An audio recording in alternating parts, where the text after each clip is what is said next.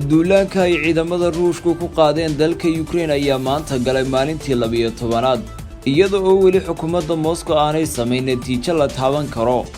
ciidamada Ruushka ayaa sare u qaaday duqeymaha ay ka fulinayaan magaalooyin badan oo ka tirsan Ukraine. qaramada midoobay ayaa sheegtay in 1.5 milyan oo qof ay ka barakaceen dalkaasi. wasaaradda difaaca ee UK ayaa sheegtay in Ruushku uu si ula kaca u bartilmaameedsanayo xarumaha isgaadhsiinta ee Ukraine. weerar ka lamid ah oo toddobaadkii hore lala beegsaday taawarka telefishan ku yaala magaalada Kharkiv, taa oo sababtay inay hakad gasho shaqada telefishankaasi. sidoo kale taawarada internetka ee Ukraine ayay saameyn soo gaadhay. ciidamada Ruushka ayaa saako isniina sheegay inay xabadda joojinayaan si ay fursad u siiyaan inay shacabka reer Ukraine isaga baxaan magaalooyinka Kiev, Kharkiv, Mariupol iyo Sumy.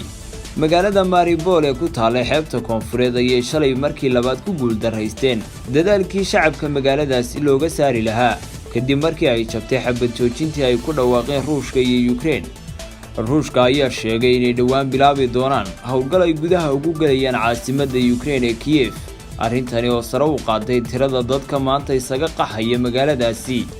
waxaana sidoo kale la filayaa in Ruushku uu dardar gelin doono duqeynta uu ka hayo magaalooyinka waaweyn. Ruushka ayaa sidoo kale diiday inuu ka qayb galo dhageysiga maxkamadda caalamiga ee cadaaladda ee magaceeda loo soo gaabiyay ICJ, iyadoo ay Ukraine ku baaqayso in la joojiyo duulaanka.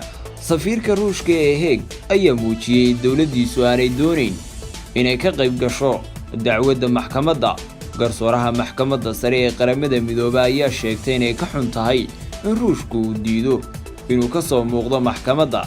garsooraha ayaa sidoo kale xukuumadda Moscow waxa uu ku eedeeyay inuu Ruushku si khaldan u adeegsanayo ereyga xasuuq maadaama uu Ukraine ku duulay isaga oo ku andacoonaya sheegashooyin been ah in Ukraine ay xasuuqday dad ku nool dalka Ukraine oo ku hadla afka Ruushka. Ruushka iyo Ukraine ayaa labaduba waxay ka tirsan yihiin maxkamadda caalamiga ah. ra'iisul wasaaraha Hindiya Narendra Modi oo isaguna ka qayb qaadanaya dadaalada lagu joojinayo duulaanka ayaa madaxweyne Putin ku booriyay inuu wada hadal toos ah la yeesho madaxweynaha Ukraine Volodymyr Zelensky. sida laga soo xigtay ila ka tirsan dowladda Hindiya oo ay soo xigatay wakaaladda wararka ee Reuters. aaladda TikTok ayaa iyaduna dhammaanba joojisay baahinta tooska ah iyo wadaagga muuqaalada gudaha Ruushka. sida laga soo xigtay madaxda TikTok, tallaabadan ayaa waxay jawaab u tahay sharciga cusub ee uu baarlamaanka Ruushku ansixiyay ee ah inay dembi tahay in warar been abuur laga baahiyo ciidamada Ruushka. qofkii lagu helaana uu mutaysan doono 15 sano oo xabsiya.